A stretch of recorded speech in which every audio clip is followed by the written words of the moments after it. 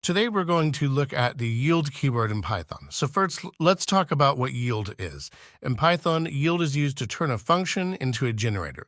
Unlike return, which sends a value back to the caller and terminates the function, yield actually pauses the function and saves its state.